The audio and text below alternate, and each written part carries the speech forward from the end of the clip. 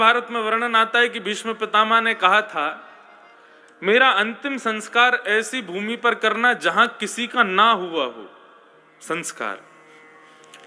तब पूरी पृथ्वी छानी तो महाराज केवल एक सुई के नोक के बराबर जमीन मिली जहां किसी का अंतिम संस्कार नहीं हुआ था। ऐसा कहते हैं भगवान ने विराट रूप धारण करके वहां अपने भुजा पर ही चिता अग्नि प्रज्वलित करके और भीष्म पितामह को अंतिम संस्कार किया।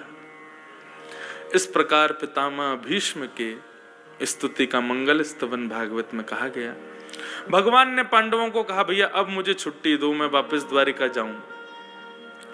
भगवान को द्वारिका जाने की अनुमति दी। भगवान रथ में बैठ करके पुनः द्वारिका प्रस्थान कर गए। द्वारिका में आते ही भगवान ने अपने पांचजन्य शंख का नाद किया और जैसे ही उस शंख की ध्वनि द्वारिका के कोने कोने में पहुंची, आनंदित प्रफुल्लित और सभी लोग मगन हो गए, भगवान को देखने को उत्सुक हो गए। 16,100 पटरानियां हैं भगवान की और प्रत्येक पटरानी अलग अलग महल में रहती है। जैसे ही द्वारिका में प्रवेश किया भगवान ने तो 16,108 राजकुमारियों में होड़ लग रही है कि सबसे पहले किसके यहां जाएंगे ठाकुर जी। भगवान को पता चल गया कि ये सब आपस में एक दूसरे से ईर्ष्या कर रही हैं कि मेरे पास पहले आएंगे, मेरे पास पहले आएंगे। तो भगवान ने भी विचित्र रूप धारण किए, 16,108 ही रूप धारण किए और एक साथ सबके महल में प्रवेश किया। पटरानियों ने पूछा, आप सबसे पहले किसके यहाँ गए? बोले, देवी सबसे पहले तुम्हारे पास आया हूं मैं। ठाकुर जी जैसा दाम्पत्य जीवन कोई नहीं जी सकता। श्रीमद् भागवत के 10वें स्कंद के उत्तरार्ध में और 11वें स्कंद में भगवान की दंपति जीवन के बारे में बताया। मतलब परसों की कथा दंपतियों के लिए है। दाम्पत्य जीवन कैसे जीना चाहिए भगवान से सीखो। लोग कहते हैं भगवान ने इतने ब्याह किए, हम 2-4 कर लें। तो भगवान 16,108 पटरानियों के संग एक साथ रहते हैं और अलग अलग रूप में रहते हैं। आप भी रहो, अगर कर सको तो करो। कृष्ण ने जो कहा है वो करो, किया है वो करने की जरूरत नहीं है। भगवान कृष्ण ने जो कहा है वो करो और प्रभु श्री राम ने जो किया है, राम जी के चरित्र अनुकरणीय हैं, लेकिन कृष्ण भगवान का चरित्र अनुकरणीय नहीं है। 6 दिन के कृष्ण ने पूतना मार दी, आप मार दोगे? 7 वर्ष के कृष्ण ने 7 कोस लंबे चौड़े गिरिराज पर्वत को एक अन्य उंगली पर धारण कर लिया, हम कर सकते हैं? भगवान कृष्ण की लीला अनुकरणीय नहीं है, भगवान कृष्ण की वाणी अनुकरणीय है। इसलिए भगवद गीता, भगवान के द्वारा गाई गई गीता को अनुकरण करो। वो जो करते हैं वो हम कभी नहीं कर सकते। भगवान कृष्ण इस प्रकार अपने संपूर्ण पटरानियों के संग विराज रहे थे और यहां उस बालक ने जन्म लिया जिसकी गर्भ में प्रवेश करके भगवान ने रक्षा की। जन्म लेते ही वो बालक कहते हैं उठ करके बैठ गया, देखने लगा किसको ढूंढ रहा है। बोले, उसको ढूंढ रहा है, ये कौन आया था गर्भ में आके मेरी रक्षा करके गया, वो कहां है? सबके मुखमंडल को इस प्रकार इस भांति देखने लगा तो उसका नाम परीक्षित हो गया। भगवान भी उसके लिए टोपी कुर्ता लेकर के आए, पुनः हस्तिनापुर गए और जाकर के खूब उत्सव मनाया। भगवान ने कहा अब हम पुनः वापस द्वारिका जाएंगे, तो युधिष्ठिर ने अर्जुन को साथ भेजा, जाओ भगवान को छोड़ करके आओ द्वारिका तक। अर्जुन भगवान को छोड़ने के लिए द्वारिका जब भी जाते हैं तो ज्यादा से ज्यादा 10 दिन में वापस आ जाते हैं, लेकिन आज महीनों बीत गए, अर्जुन लौट करके नहीं आया। चिंता जगी युधिष्ठिर की। आज सुबह से ही अपशगुन देख रहा है युधिष्ठिर। सूर्य मानो उदय नहीं हुआ, अस्त हो रहा है। नदी का जल जो सदैव शांत रहता था आज समुद्र की तरह उफान भर रहा है। गौशाला में गाय मानो मचल रही हैं। मंदिर में जैसे ही दर्शन करने गया लक्ष्मी नारायण भगवान के नेत्रों से अश्रुपात हो रहा है। इन सब अपशगुनों को देख करके युधिष्ठिर बहुत घबरा गया। और भीम से जाकर के कहते हैं, देखो ना अर्जुन को कितने दिन हो गए द्वारिका गए, अभी तक लौट के नहीं आया, उसकी कोई खबर सुध कुछ सब ठीक तो है द्वारिका में? इतने में ही एक दीनहीन सा व्यक्ति मुख्य द्वार पर आकर के गिर पड़ता है। युधिष्ठिर और भीम दौड़ करके जाके देखते हैं तो तेजहीन, मानो जैसे कितने दिन से स्नान नहीं किया, कवच टूटा पड़ा है, बाल बिखरे पड़े हैं, कोई और नहीं, अर्जुन है।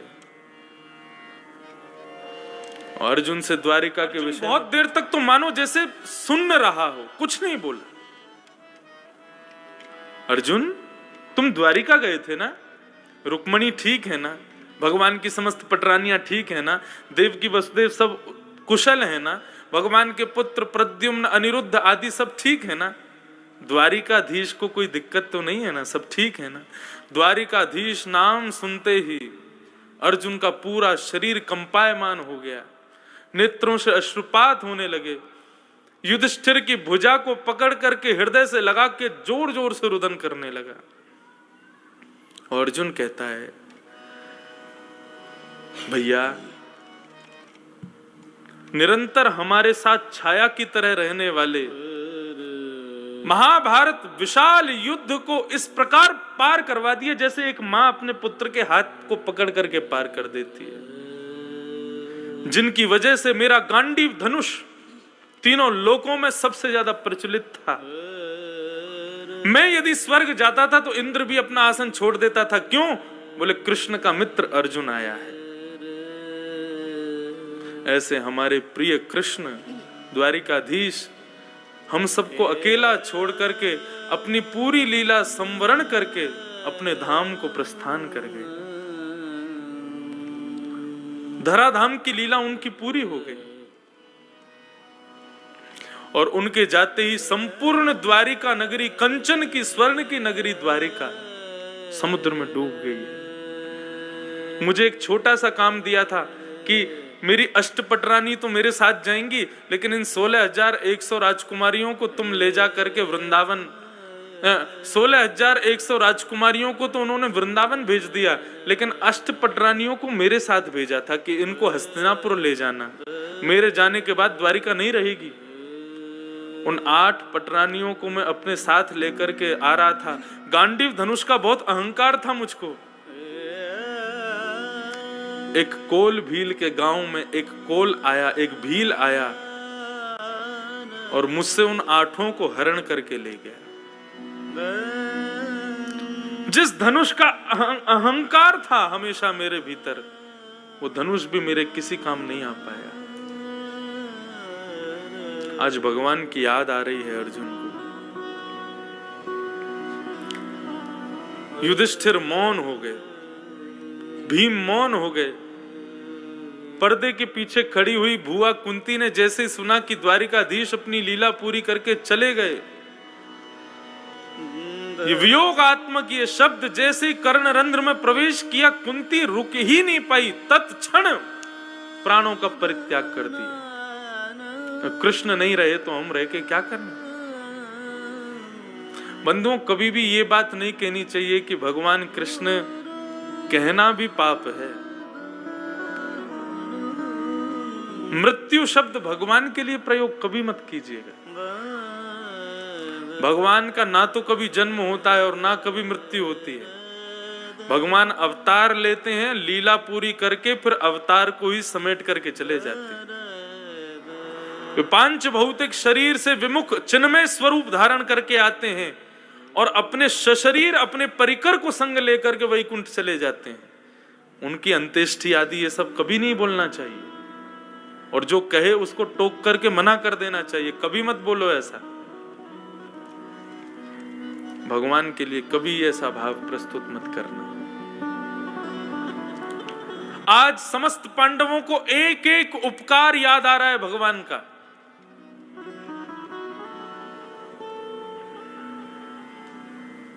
महाभारत युद्ध के सबसे बड़े योद्धा का चयन होना था। बर्बरीक के पास में सब लोग गए और सबने जाकर के कहा बर्बरीक, तुमने महाभारत का युद्ध देखा है, बताओ महाभारत युद्ध का सबसे बड़ा योद्धा कौन था? अर्जुन सोचने लगा मेरा नाम बोलेगा, मैं गांडीवधारी धनुषधारी अर्जुन हूं। युधिष्ठिर जी सोचने लगे कि मैं धर्मराज हूं, मेरा नाम बोलेगा। बोले भीम सोचने लगे महाभारत का युद्ध का उपसंहार तो मैंने किया था, दुर्योधन की जंगा पर प्रहार करके, मेरा नाम बोलेगा। लेकिन वहां विचित्र घटना घटती है। एक कोने में दोनों हाथों को बांध करके खड़े द्वारिकाधीश की ओर बर्बरीक दिखता है और कहता है महाभारत युद्ध का सबसे बड़ा योद्धा यदि कोई था तो वो थे द्वारिकाधीश कृष्ण।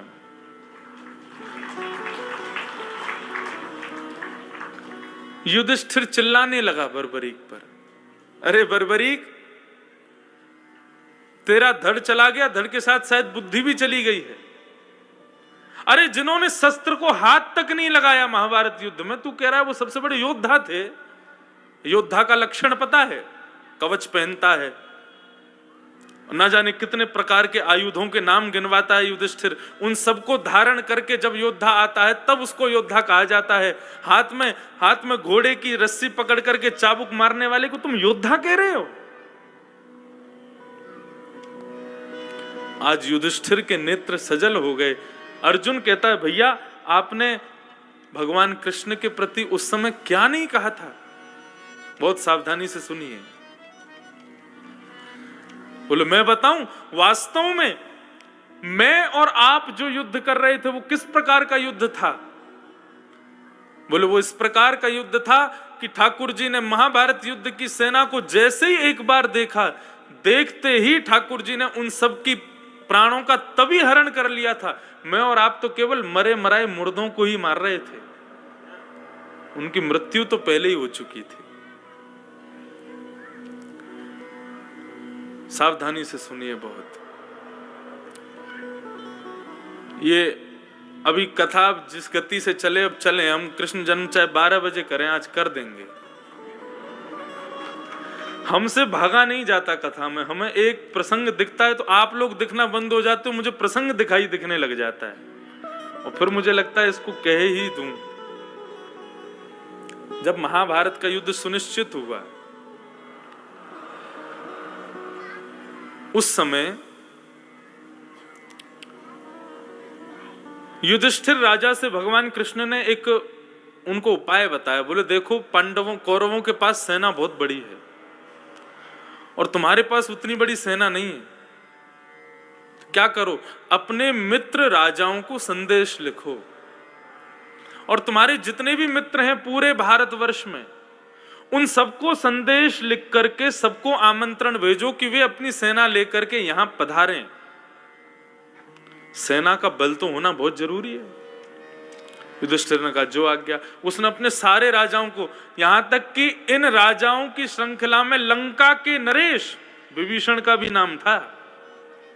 हमारे पूज्य नाना जी सुनाया करते थे कि विभीषण को निमंत्रण पत्र देने के लिए स्वयं भीम गए लंका, और विभीषण के यहां जैसे ही पहुंचे भीम, तो भीम के आते उनकी खूब बढ़िया स्वागत किया, खूब सत्कार किया और आकर के विभीषण बड़े अहंकार में आए कि हमारी इतनी सेना। अच्छा, निमंत्रण पत्र युद्ध का कैसा होता था? हमारी इतनी अक्षौणी सेना है, इतने हाथी हैं, इतने घोड़ा हैं, इतने बल्लम फरसा, इतने तलवार, इतने धनुष्बाण, इतने ये, वो सब लिखा जाता उसमें पत्र में।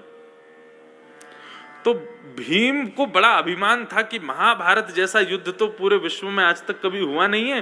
विभीषण को दिखाएंगे जैसे ही हम पत्र, तो देख करके चौंक जाएगा विभीषण, क्योंकि जितने भी राजाओं के पास पत्र जाता था वे सब राजा अपने दांतों तले उंगली काट लेते थे। बोले इतना विशाल। जैसे ही विभीषण के पास में पत्र पहुंचा तो विभीषण पत्र देख करके मुस्कुरा रहा था। तो भीम ने कहा महाराज 23 अक्षौणी सेना है, कितने करोड़ हाथी हैं, कितने करोड़ घोड़े हैं, कितने करोड़ सैनिक हैं, जाने क्या, उनकी पूरी श्रृंखला बताने लगा। कुल मिलाकर के टोटल मिलाएंगे तो इतनी अक्षौणी, मुझे प्रॉपर संख्या याद नहीं, इतनी अक्षौणी सेना है। तब विभीषण जी जोर से हंसते हैं। बोले आप हंस क्यों रहे हो? बोले मैं इसलिए हंस रहा हूं, तुम्हारी महाभारत में कौरव पांडवों की मिलाकर के जितनी सेना है ना, राम रावण युद्ध में उतने केवल ढोल नगाड़े बजाने वाले थे। राम रावण योर युद्धे या राम रावण योर इव। राम रावण जैसा युद्ध तो राम रावण का ही हुआ था, वैसा युद्ध कभी नहीं हुआ इस महाभारत के, इस भारत की भूमि पर। भीम का सिर चकरा गया। अब यही कथा पूरी नहीं, आगे क्या होता है? भीम कहता है मैं बहुत दूर से आया हूं, मुझे कोई पोखरा तालाब बताओ, मैं स्नान कर लूं तुम्हारी लंका नगरी में। तो विभीषण कहते हैं कि भाई देखो तुम कहीं चले जाओ, दक्षिण में एक पोखरा है उसमें मत जाना। और भीम पांडवों में ऐसा है, इसको कोई चुनौती दे दे तो ये उस काम को अदबद के करता है। भीम बोला ठीक है दक्षिण में नहीं जाऊंगा। तो बोले कहीं चले जाओ, बहुत सारी नदी हैं, पोखरा है, तालाब है, नहा लो आप, लेकिन दक्षिण के जो पोखरा है, जो तालाब है, उसमें मत जाना। विभीषण गया स्नान करने के लिए, तो बाहर निकलते उसने कहा कि ये दक्षिण वाले में ही जाके देखूं है क्या। अब भीम निकल गया दक्षिण की ओर। विभीषण को पता था ये मानेगा नहीं, ये दक्षिण में ही जाएगा। तो उसने अपने सैनिकों को भेजा, थोड़ी दूरी बना करके जाओ, लेकिन इसकी सुरक्षा के लिए पीछे जाओ। और दक्षिण में एक विशाल तालाब उसने देखा। भीम बोला इसमें क्या है बताओ, इसके लिए मना कर रहे थे विभीषण जी। तुरंत अपने वस्त्रादि उतार करके जलाशय को प्रणाम करके जैसे ही गोता मारा, तो गहराई में जाते जाते जाते जाते जाते जाते कहते हैं 15 दिन बीत गए, लेकिन नीचे की गहराई नहीं पता चली उसको। ऐसी स्थिति हो गई, श्वास लेना भारी पड़ गया, अब ना नीचे जा पा रहा है ना ऊपर आ पा रहा है, कोई और छोर दिखाई नहीं दे रहा। तब जाकर के पीछे आ रहे सैनिकों ने गोते लगाए और रस्सी फेंक करके बांध करके भीम को उस नदी से निकाला, उसकी छाती में जोर जोर से हवा करके मुंह से पानी निकाला। जैसे तैसे 2-4 दिन में होश आया तो विभीषण के पास राजमहल में पड़ा था भीम। विभीषण बोले मैंने मना किया था ना दक्षिण में मत जाना, क्यों गए तुम? बोले वो सब ठीक है, ये बताओ ये था क्या जिसमें मैं कूदा था? बोले हमारे बड़े भैया कुंभकर्ण का मुंड है वो।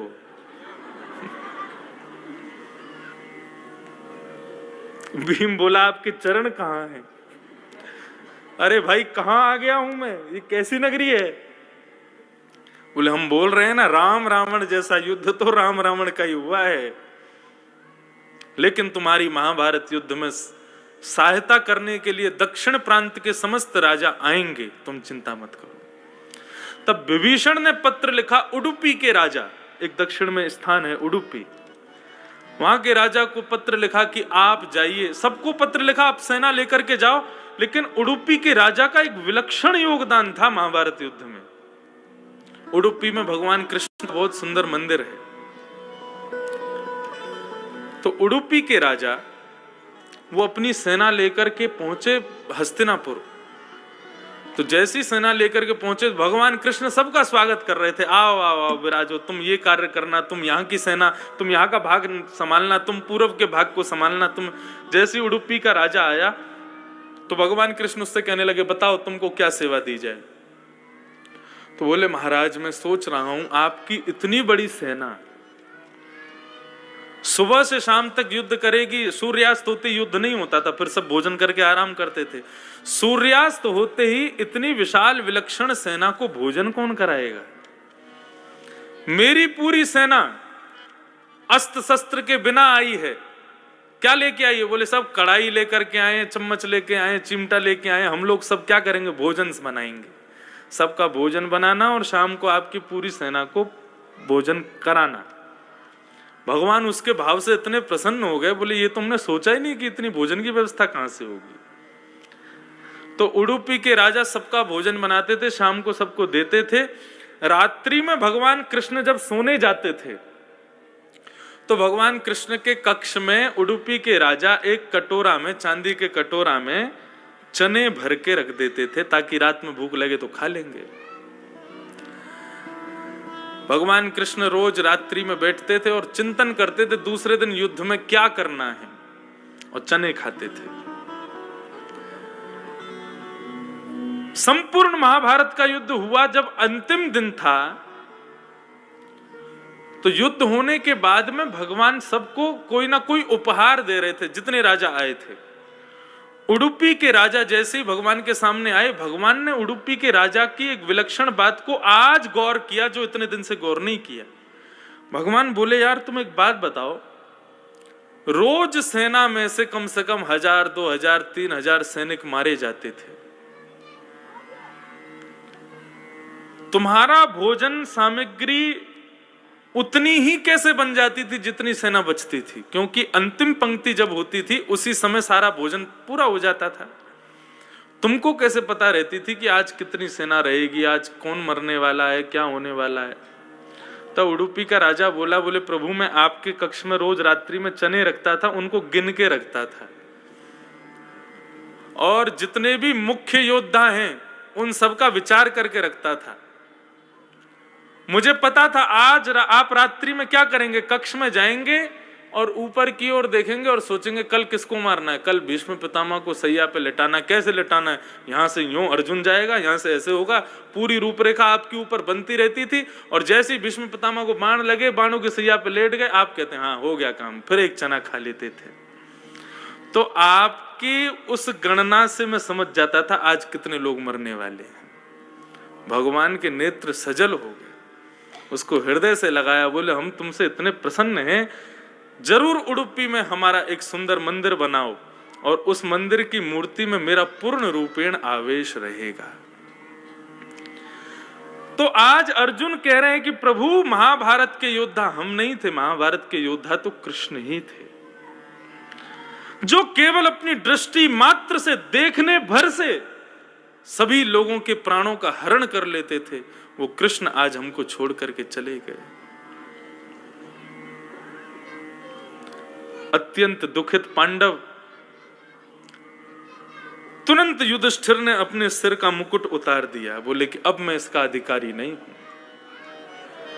दूर खेल रहे नन्हे से बालक परीक्षित को बुलाया, जिसको अब वो अबोध बालक कुछ नहीं जानता, उसको उठा करके राज सिंहासन पर बिठा दिया और उसके मस्तिष्क पर अपना राज मुकुट विराजमान कर दिया। ब्राह्मणों को आज्ञा की, हे भूदेवों, ये राज शासन आपकी ही कृपा से चलता आया है, इस बालक को सद्मार्ग बताइएगा और जैसे जैसे बड़ा हो इसको राज शासन करना सिखाइएगा।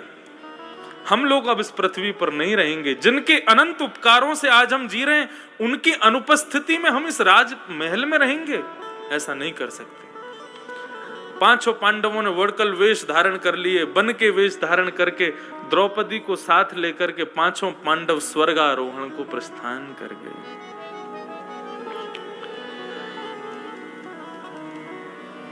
स्वर्गारोहण को प्रस्थान, ऐसे पांचों पांडवों को हम प्रणाम करते हैं।